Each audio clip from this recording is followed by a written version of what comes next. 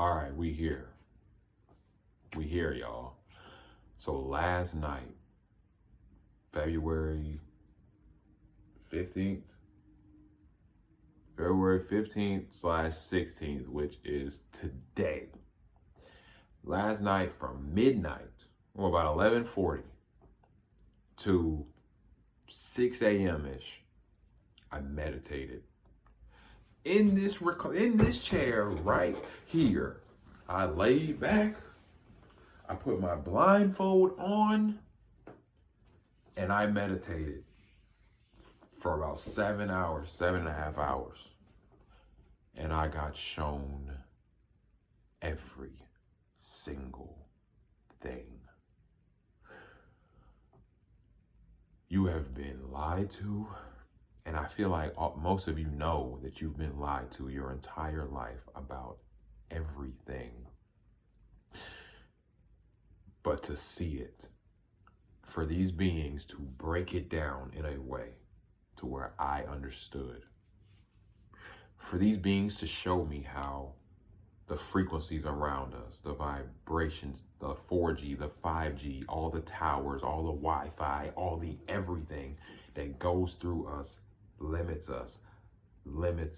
our perception of things, limits our visualization of reality. Every single thing. I don't care if you can touch it, you can hear it, you can smell it, whatever. It's not real. Technology, this place is a holographic reality, a simulation type world in a sense, controlled by our thoughts and our actions. We've been over this. The universe is mental. Cool. But they have these towers around the world that mess with your minds. Your brain is an electrical thing. Your whole body is electrical. And you are surrounded by electrical towers. Every major city, they have gathered everybody. Move to the city, move to the city. So they can contain you. So they can control exactly what you see. These two eyes lie to you. This one cannot. These two eyes can lie to you. This one cannot. As I said before, Hollywood, dollar bill, the all-seeing eye is everywhere, and they perceive it to be this evil thing, and it's not. These beings are here. They've been guiding us and everyone, and I'm gonna have to take you through things in my life personally. They showed me how they have protected me my whole life, y'all. How every single time I was in a life or death situation, a literal frequency, a literal wave, a frequency of protection has been sent towards me. And I'm gonna have to tell y'all about some like pretty personal stuff, but like it needs to be told so y'all understand how they've protected me my entire life. So 2012, 2013, this is tough for me to talk about, y'all. So whatever has to be done. It has to be done. If I expose myself, I expose the world, right? Anyway, 2012, I had a friend who was in the military. He came home from the military, and I was supposed to hang out with him that weekend. He had just got out of boot camp and stuff. And my mother, she lives like in this country house, so we would travel there every weekend and help her fix up her country house and stuff, so eventually she could move in there, right? And that weekend, I asked her like, yo, my friend's coming into town, can I hang out with him this weekend or whatever, and I'll go to the country house next weekend. And she was like, no, I need you this weekend, da da da da. And like, I was mad. I ain't gonna lie. I was upset because I wanted to see him. I didn't see him in a couple months. And so, we go out there, and I had a cricket phone, and out there in the middle of nowhere is no reception, no connection, is no nothing, right? So we go out there, do what we got to do. on Saturday and Sunday, and then we drive back home. And like I get back home and I'm texting them and I'm calling them and I'm like, yo, like, what's going on? Like, why ain't he responding, right? And I get on Facebook and my friend tells me like, yo, Alex passed away in a car accident this weekend. And I was like what? Like, I couldn't even process really like what was said to me. I'm like, I was supposed to hang out with him this weekend. I ended up going somewhere and not having no connection, can't text him, can't call him, nothing. And I come home and someone tells me on freaking Facebook that he died. Like, it tore me up. I ain't gonna lie. It tore me up. It tore me up, but you know what I'm saying? That's my guy. I know death is an illusion now, so it's all good. Like, everything is all good. There's another moment. I moved into a new apartment of mine in 2018, and my mom helped me move and stuff. And she was returning the U-Haul. It was like 10 o'clock at night. And she was like, I will return the U-Haul. And I'm like, why don't you just wait until the morning, right?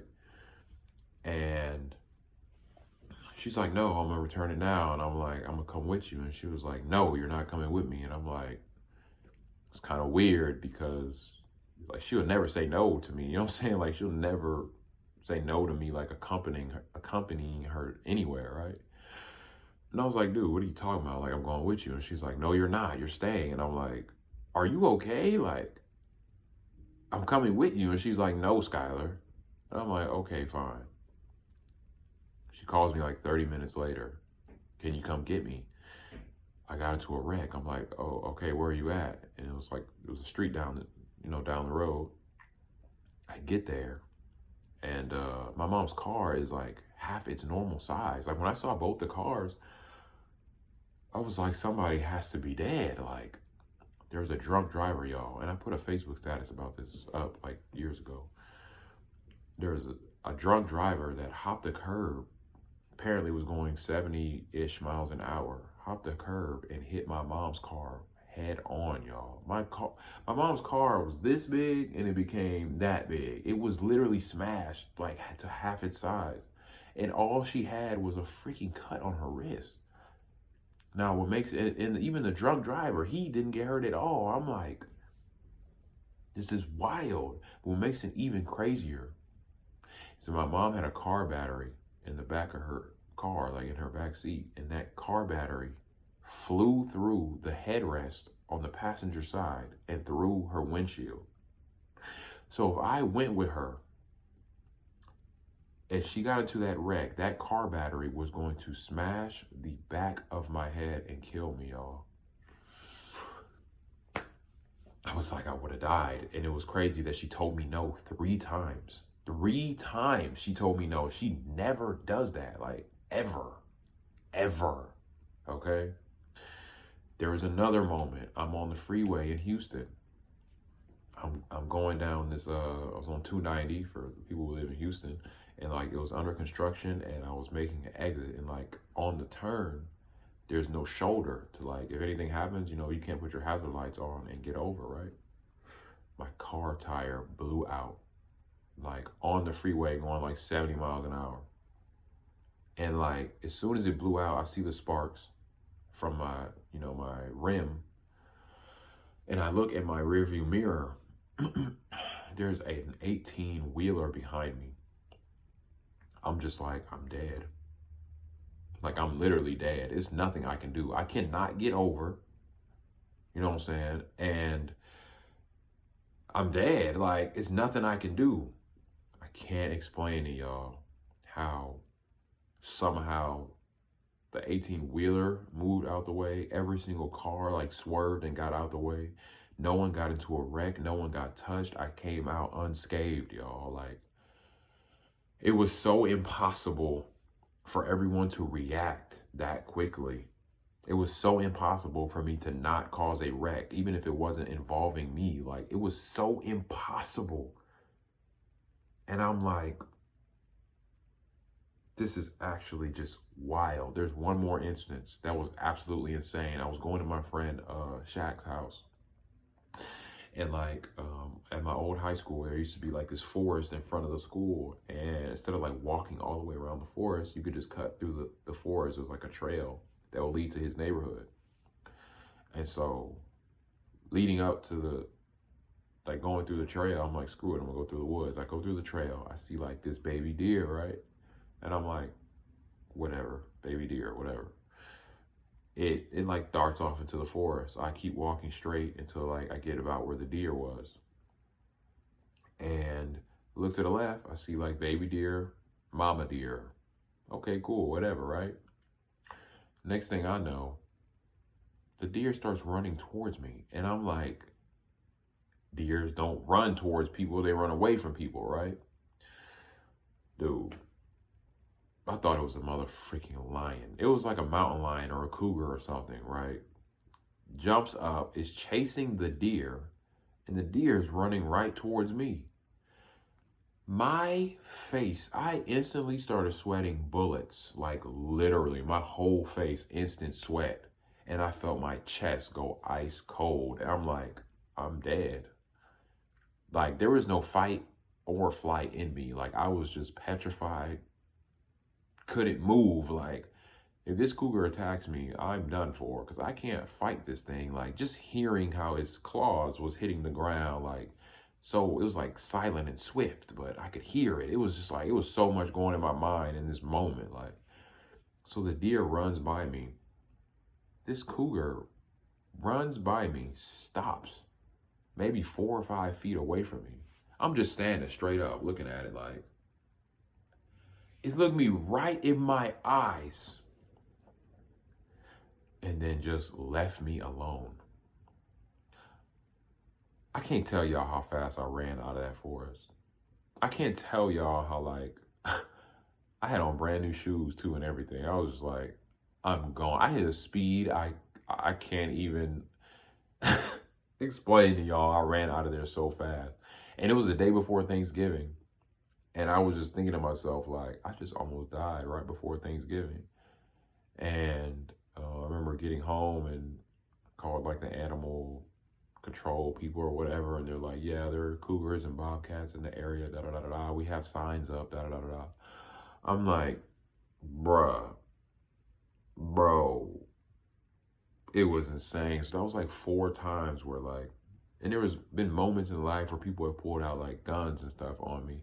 The cops then pulled up with guns out, hands up, just for me walking down the street and stuff like, and I'm like, I've never, like, so many instances where it's like, I should have died, but these beings literally show me how they send me a frequency, a sound, a vibration of protection throughout my entire life, y'all.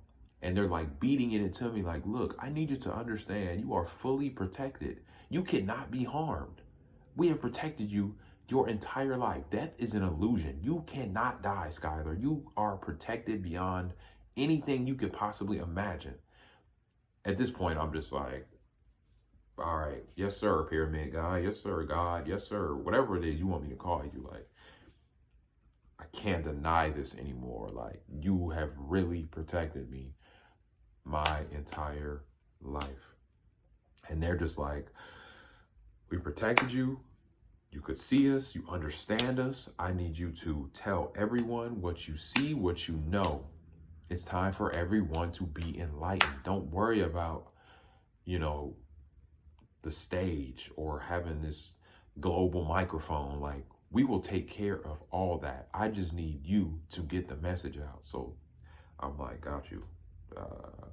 That's all I can do. Like, this is all I can do right here is what it is. So I had to go over that so that y'all understand like why I'm feeling this way, why I'm like passionate about this. Because once you like, when they show you, they literally showed me how they protected me my entire life, y'all. How they watched me my entire life, how I was chosen. I sought out for this purpose, for this everything, like everything about me. I chose it and it chose me. Things that you seek are also seeking you. This is bigger than me.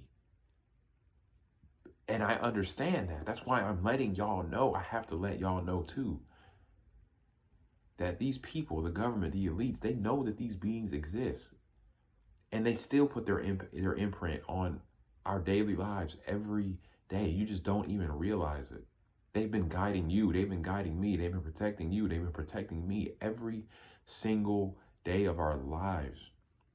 I asked them, like, why are all these people dying? And why not me? And they told me it was to test me. Death is an illusion. All your friends, all your loved ones, they are okay. Death is not real. I had to do those things to see who you are, Skylar. I have to present these things in your life to see who you are, how you will react. And you reacted correctly. You didn't change who you were. You didn't break character. You didn't get hurt and decide to hurt others because you're in pain. You didn't get sad to a point where it was just like you were down and out and didn't want to be around anybody or talk to anybody. Like, even in my saddest moments, even like you're telling me, like, even in your saddest moments, you still gave people advice. You still loved everybody. You still was about the team. It was never about you ever. And I needed every single thing that ever happened to you to happen so that you could be you. You're you. No matter what, I've been me. And anyone who knows me can tell you, no matter what, he's been him. So last night, they showed me everything. In this next video, I get to let everybody know. So thank you for listening, y'all. I appreciate every single one of y'all. Every single one of you. It's time.